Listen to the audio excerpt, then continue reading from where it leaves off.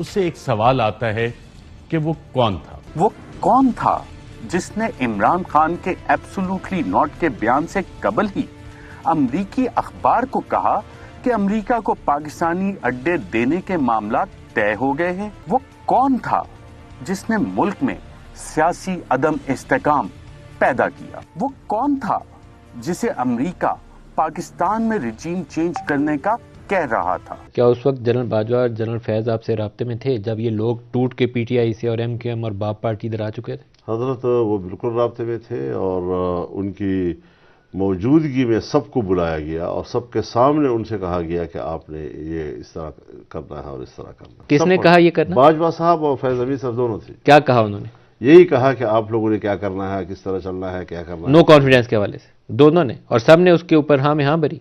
फिर तो ये कहना चाहिए कि मूव जो थी वो उधर से थी, तो नून लीग और